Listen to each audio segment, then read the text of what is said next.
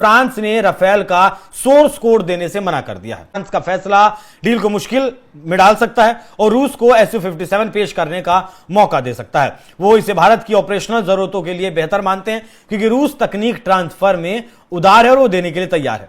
Bharat France रक्षा संबंध मजबूत है, लेकिन तकनीक शेयरिंग पर असहमति तनाव पैदा कर सकती है। दूसरी तरफ से हमने देखा कि फ्रांस के प्रेसिडेंट मैक्रोन वो भारत में आते हैं, 4th विजिट है उनकी इन रिसेंट मंथ्स।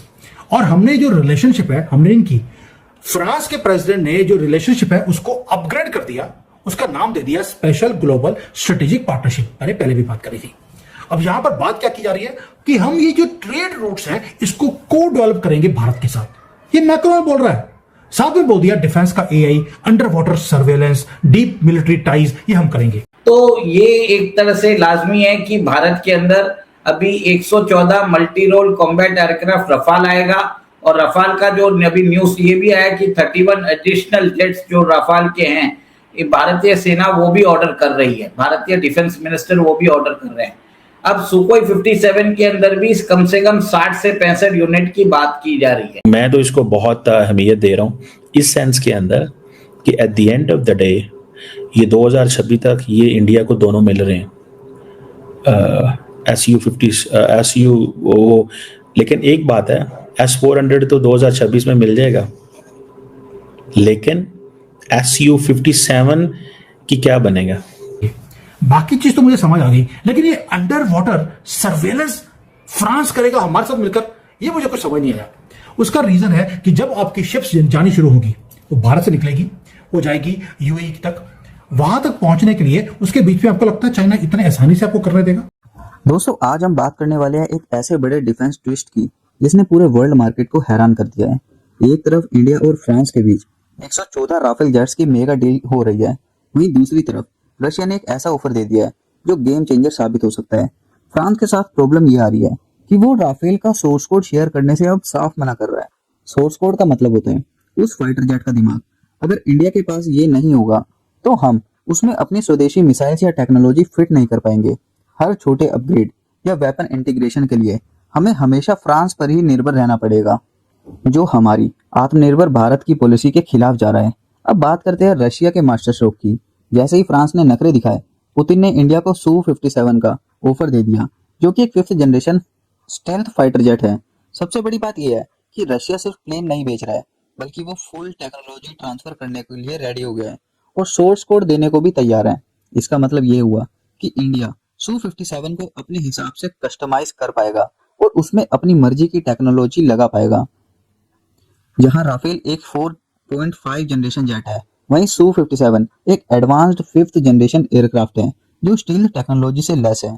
मैं तो इसको बहुत अहमियत दे रहा हूँ इस सेंस के अंदर कि at the end of the day ये 2026 तक ये इंडिया को दोनों मिल रहे हैं, Su वो। लेकिन एक बात है, S-400 तो 2026 में मिल जाएगा, लेकिन Su-57 की क्या बनेगा? अमेरिका ने वो ऑफर तो उन्होंने कर दिया हुआ है, सो मैं तो इसको बहुत ज़्यादा इसको अहमियत दे रहा हूँ कि इंडिया क्या बड़ा डिसीजन ले सकता है। ये सवाल है, क्या इंडिया बड़ा डिसीजन ले सकता है कि नहीं ले सकता? अगर तो इंडिया बड़ा डिसीजन ले सकता है तो फिर तो क्या बात है, और वो डिसीजन किसके खिलाफ लेना है ये भी ज़हन में रखिएगा। वो डिसीजन किसके खिलाफ लेना है? क्या रशिया के साथ चल के अमेरिकन क्या कहेंगे उन्हें? और मुझे तो ज़ाती तौर पे ये लगता है कि एक लॉन्ग टर्म अप्रोच इंडिया को अडॉप्ट करनी पड़ेगी, और वो लॉन्ग टर्म अप्रोच जो है that could be in any way, let's see। मैंने आज आप तो ये एक तरह से लाजमी है कि भारत के अंदर अभी 114 multi role combat aircraft Rafale आएगा और रफाल का जो अभी न्यूज ये भी आया कि 31 एडिशनल जेट्स जो रफाल के हैं ये भारतीय सेना वो भी ऑर्डर कर रही है, भारतीय डिफेंस मिनिस्टर वो भी ऑर्डर कर रहे हैं।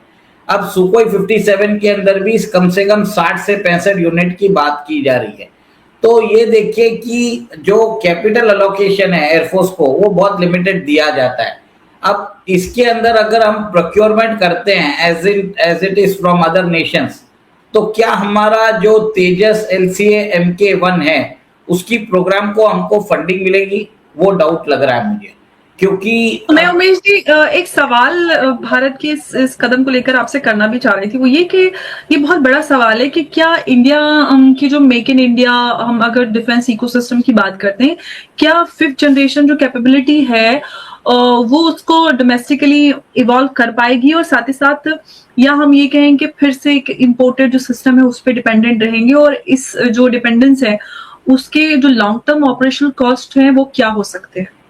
देखिए, हमने अपना तेजस ऑलरेडी 40 साल परस्यू कर लिया है। हमने उसमें कावेरी इंजन की भी बात बहुत बार की है, और हमने बार बार टाइमलाइंस बताया LCA तेजस में ये है, पर LCA तेजस में मिसहैप्स होते रह रहे हैं।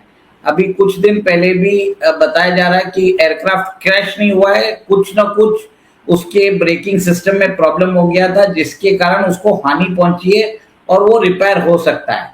बट अब इंडियन एयरफोर्स जो है वो बहुत ही सीरियसली हिंदुस्तान एरोनॉटिक्स लिमिटेड को अल्टीमेटम दिए कि आप अपना जो स्केड्यूल है वो बताइए। अब उनको ये भी समझ में आ गया कि अमेरिकन इंजन के भरोसे अगर वो रहे तो उनको प्रॉब्लम होता रहेगा। इसके लिए इंडियन एयरफोर्स क्या बोल रही है, हमें आप सुखोई 57 रशिया से डायरेक्टली परचेस करके दे दीजिए। आपने जो ये प्रोग्राम बनाया है, अपने जो 100 पीसेस है जो हिंदुस्तान एरोनॉटिक्स लिमिटेड बना रहा है, वो कंप्लीट फेलियर जा चुके हैं। आप इंडिया के अंदर मेक इन इंडिया नहीं चल सकता। इंडिया के अंदर collaboration and then customisation in India, वो मॉडल चल रहा है। ब्रह्मोस में भी वही हुआ है, देखिए।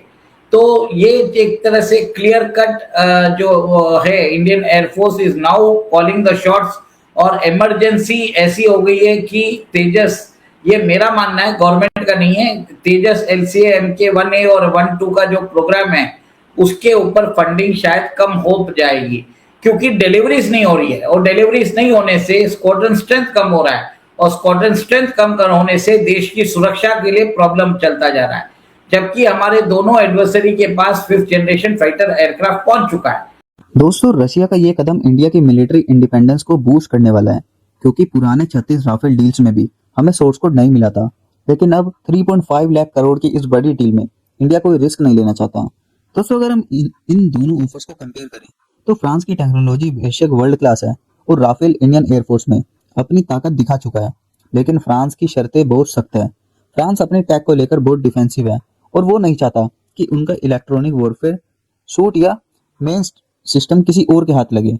दूसरी तरफ रशिया हमारा पुराना और भरोसेमंद साथी रहा है।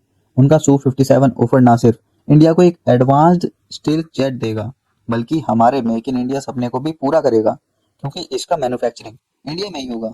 एक्सपर्ट का मानना है कि अगर फ्रांस ने अपनी जिद नहीं छोड़ी तो इंडिया के पास रशिया की तरफ जाने के अलावा कोई चारा नहीं बचेगा।